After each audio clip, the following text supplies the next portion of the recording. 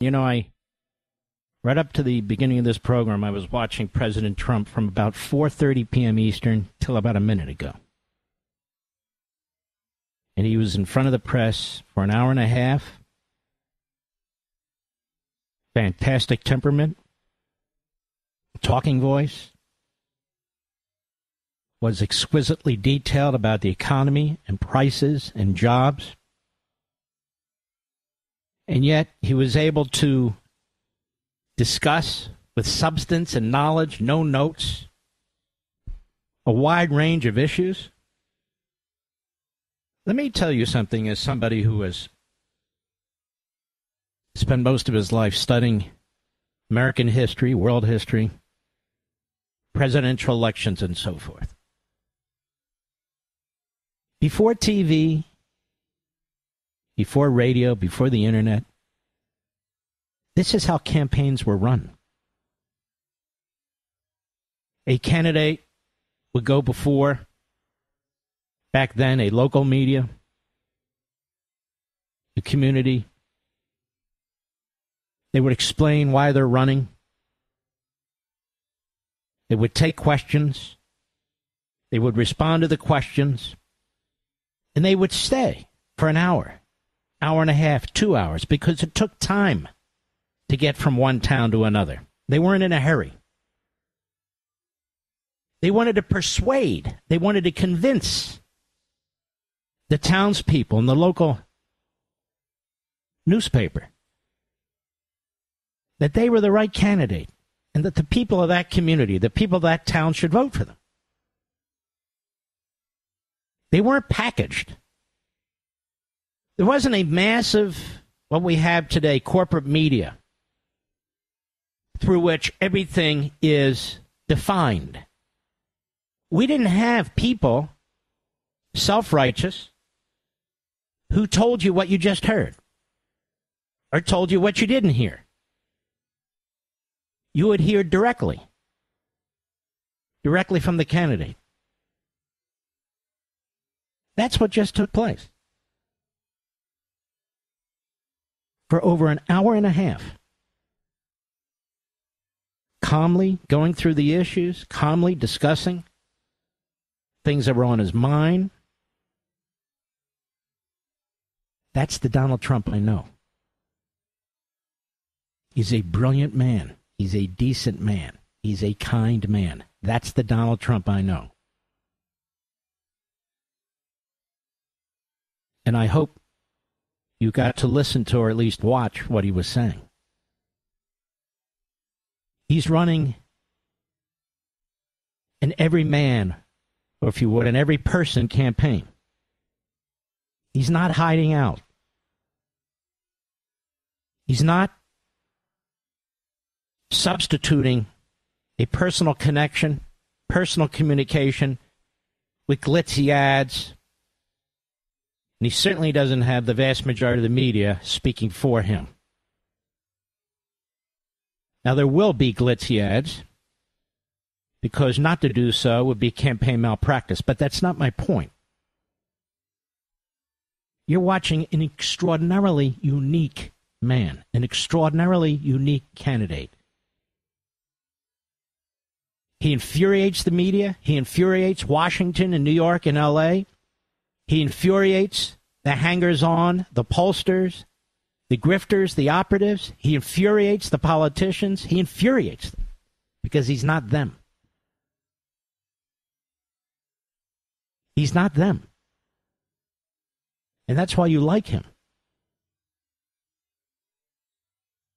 I coined this phrase years ago with him. He's a blue-collar billionaire. That's what he is. This is a man who built a skyline. And in building a skyline, he spoke with, he got to know, he kibitzed with plumbers, electricians, men and women who pour cement, construction workers, roofers.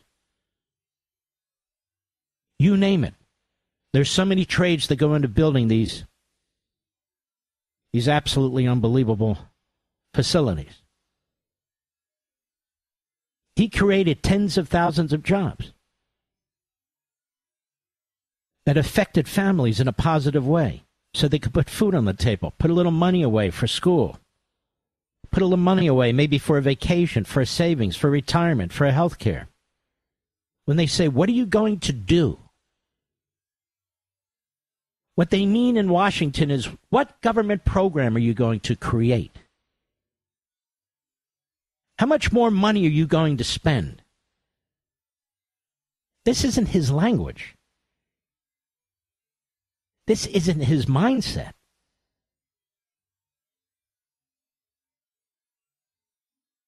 He knows how to create jobs. He knows how to help families. He knows about inflation. When Jimmy Carter was president of the United States, he almost went under because of inflation, mortgage rates, borrowing rates, and so forth. He knows how damaging it is. That was remarkable. That was an incredible 90 minutes that the vast majority of the media and commentators are not going to understand. You will understand it. It was mesmerizing. Mesmerizing. All the commentators will not understand it. All the pollsters will not understand it. It's not their world. Their world is, right now as I speak, it's some cafe in Washington, D.C., some pub in New York,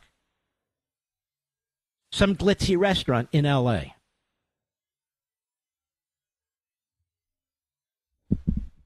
The man has a charisma. He's got a connection. This is why they trash him. This is why they indict him. This is why they try and put him in jail. This is why they try to get under his skin. This is why they press his hot buttons. They don't want you to see it. They don't want you to hear it.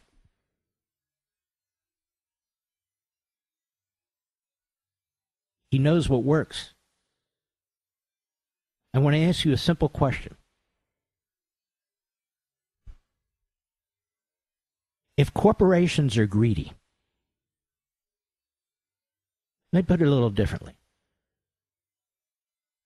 If businesses are greedy, if they want to rip you off, if that's why prices are high and products are smaller, then why weren't they that way 4 years ago, Mr. Producer?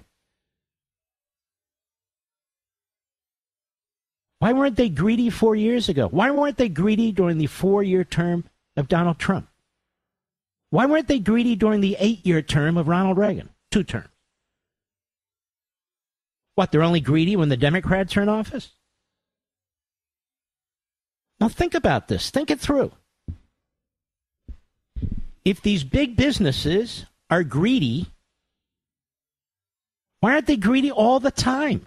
Why isn't there inflation all the time? Why isn't packaging smaller all the time? It's not. They're not. Why?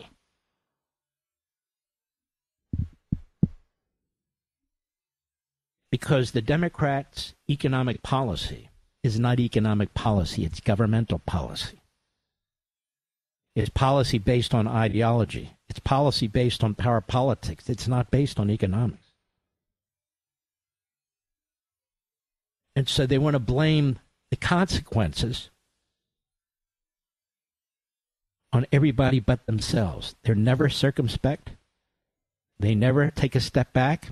They never look in the mirror. They're always on the attack. Why are fast food prices what they are today, but they weren't 4 years ago? Why is it that people can't afford groceries? They have to use their credit cards now when they didn't have to 4 years ago. Why are gasoline prices, where I am in Florida, regular gasoline about $4.25, when 4 or 5 years ago they were $1.90? All of a sudden, everybody decided, let's get greedy. Let's rip everybody off. That's not what's happening. Kamala Harris has spent her entire life in government. She's been a disaster. Joe Biden has spent his entire life in government. This is all they know. Regulations, executive orders, administrative fiats, taxing, redistribution of wealth.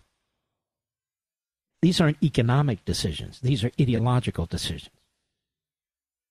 They destroy the market system. People can't predict. They don't know how to invest.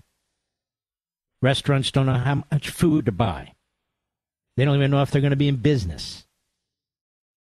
And it just goes right through the economic chain.